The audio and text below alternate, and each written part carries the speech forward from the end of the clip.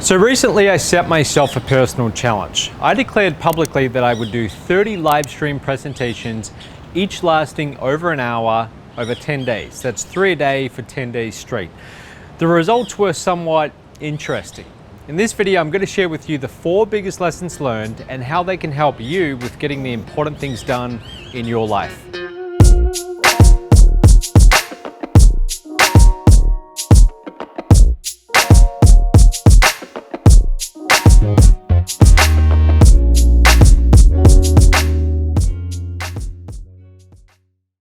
So first, why would I do 30 live streams in 10 days in the first place?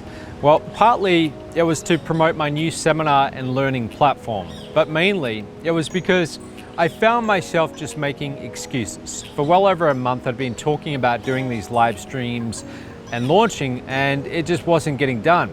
So when you get stuck in a rut like that, it's good to do something extreme, like publicly setting this big ambitious goal you have with the deadline, and that creates real accountability. So that's exactly what I did. Here's the 4 lessons I learned. So lesson 1, the reason why we don't take action is never about lack of time. It's always about priorities. With this new routine of 3 live streams a day, I had 5 fewer hours available. So I was already struggling to get everything done, but now it became much, much harder. And I just had to get a lot more disciplined about where my time was going. Midway through the challenge, I had to film a few of these daily episodes for the week, and my camera guy usually comes here once a week, so I've got basically 2 days to get everything done. And there was this one crazy day where we're up 6 a.m, I'm rushing to film this enormous house in Harco, and when I got there I discovered it was actually 3 homes on the one block. This place was enormous. It ended up taking a good 7 hours with all the travel time. So then I had to rush back here, film another episode, do the 3 back-to-back live streams, each one over an hour. So I didn't finish all my work that night until about 1 a.m. It was a frantic, fast-paced 19-hour day. Now, normally, I'm not going to work 19 hours straight. I work pretty hard, but I also like my sleep.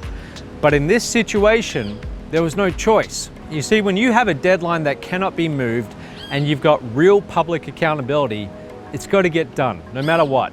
And somehow you always find a way because your priorities change. So over my career, there's been many days like this, really long days with a lot of pressure and no option but to get everything done on time.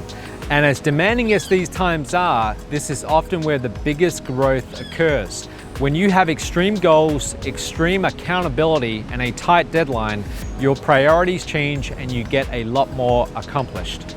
So lesson 2, having extreme deadlines and pressure on you all the time, working 19 hours a day, that's going to kill you eventually. But doing it once in a while, like once a week, that's fine. And I think it's actually good for you. It's a reminder not to get so comfortable. It's where you have those important surges of real progress. And if you want to achieve great things, comfort is the enemy.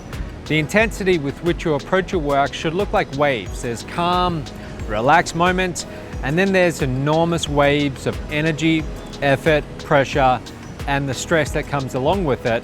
But the wave always passes by, and knowing that it's temporary helps you get through it. So lesson 3, practice makes perfect. There's this quote I really like from Bruce Lee. He says, "I fear not the man who has practiced 10,000 kicks once, but I fear the man who has practiced one kick 10,000 times."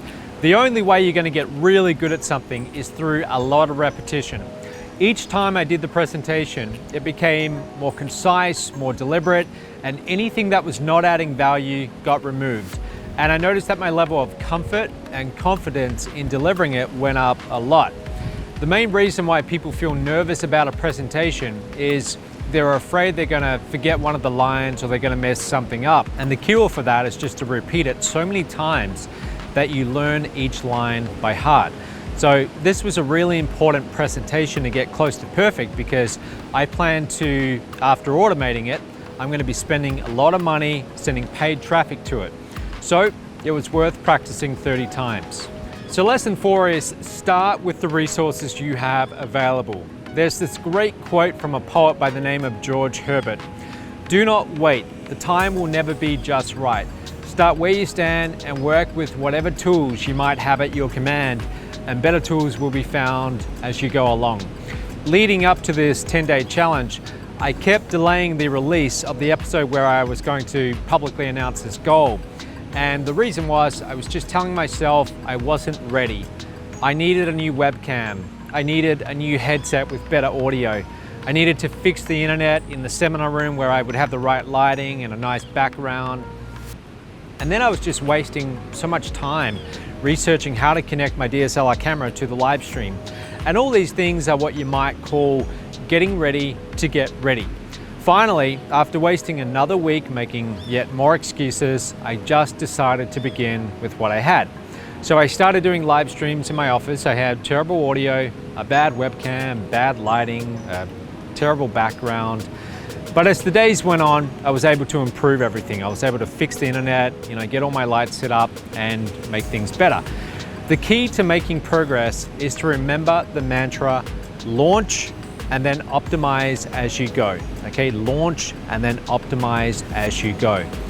Things might not be perfect, but if you just begin, you can work out the details as you go along. Okay, so those are the biggest lessons I learned. This was definitely a challenging challenge.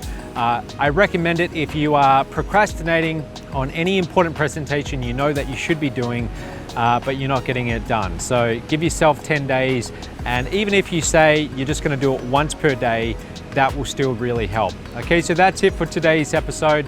Don't forget to subscribe, and we'll talk tomorrow.